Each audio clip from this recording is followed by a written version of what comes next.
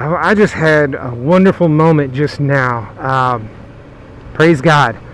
I was getting on my bike with frozen food in the back, mind you, and this guy says, "Hey, nice bike." I said, "Oh, thanks." So I went over and I gave him my card, and he and his girl were there, and she's ready to blow. She's 11 months pregnant. She looked like she could drop a baby at any moment. And just talking with them, seeing how everything was going. They said they love watching different people's moto vlogs and stuff. So I was like, well, shoot, all right, cool.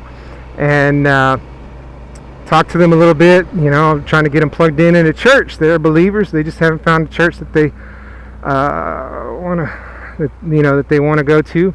So I offered up our church. Shout out to the First Baptist Church San Marcos, and hopefully I'll see them out there. So, and I told them, I promised them I'd give them a shout out. So shout out to Jesse and Andrea and their little boy Messiah, who should be here within 2 or 3 weeks. I forget what they said exactly, but she's like 9 months pregnant right now, and she looks it every bit of pregnant. So that's pretty exciting. Exciting stuff. I love babies. Love babies, especially if I don't have to take care of them. Just kidding. It's the poopy diapers I don't like.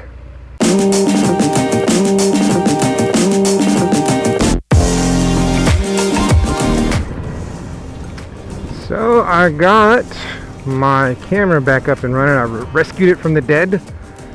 It had fallen off my bike because the adhesive had failed. The little mount had come off.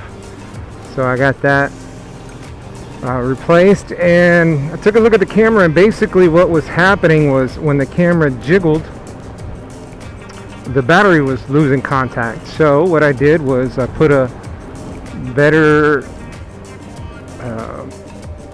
basically foam adhesive on the inside of the battery door, and then put a shim. Basically I took a business card and cut it down to size and stuck it in between the wall and the battery, so that way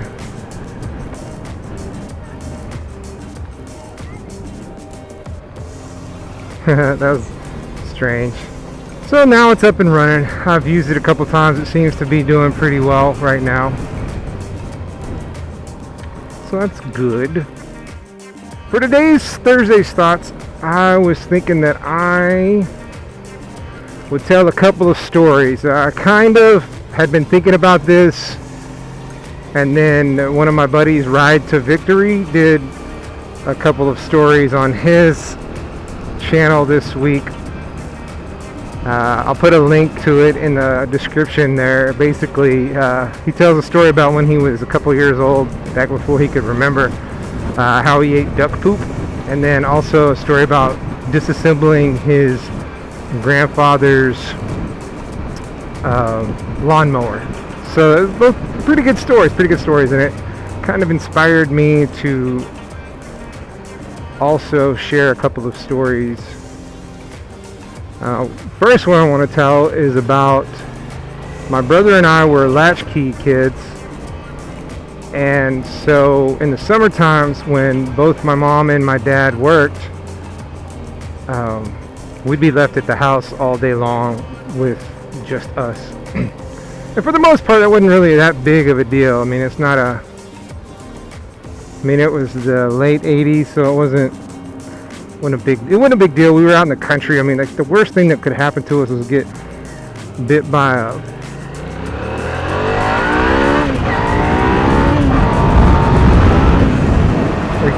a rattlesnake or something if we were messing around outside. That's about the extent of it.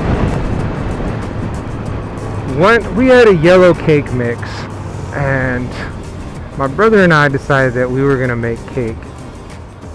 And we had cake and we had frosting. So I don't remember which one of us came up with the idea, but we decided to use food coloring into the yellow cake.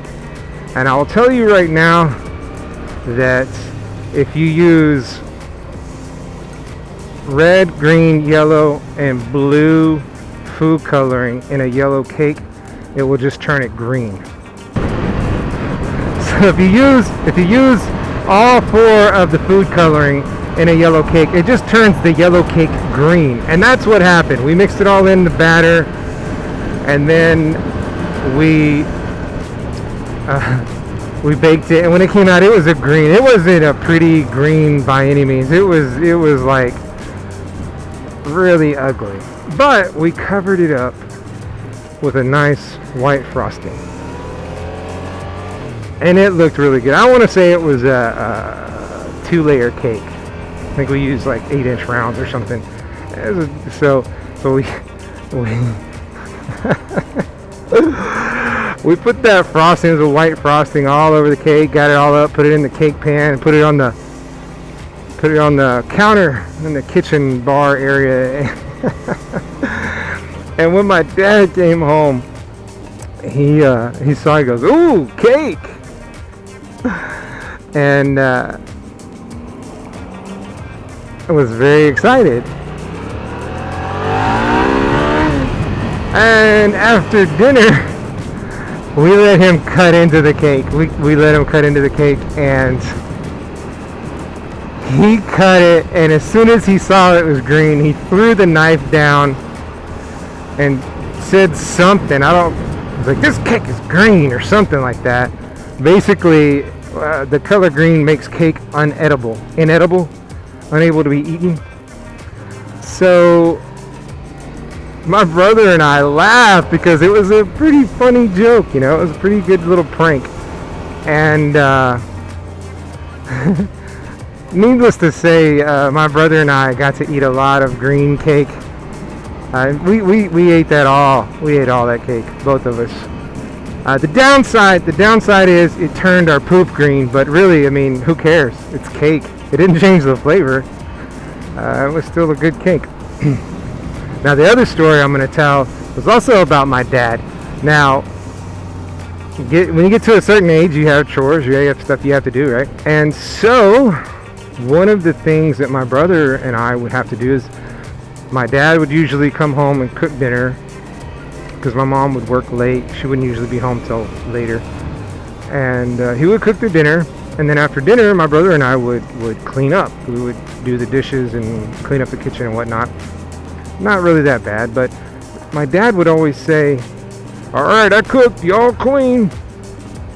So we did. And then my brother and I got tired of cleaning. We just got tired of it. We're like, "All right, let's make dinner tonight. Let's make dinner, and we'll that way Dad will have to clean, right? Because that's the understanding. Whoever cooks, the other party cleans, right?" So that's what we did. We made dinner, and then we ate dinner, and soon as we were done, my dad he says, "All right, y'all clean it." And we're like, "What? No, we made dinner. You clean it." He says, "Nope, y'all made it, y'all clean it." And that was the last time my brother and I ever made dinner for my dad. So, yeah, way to ruin it, Pops.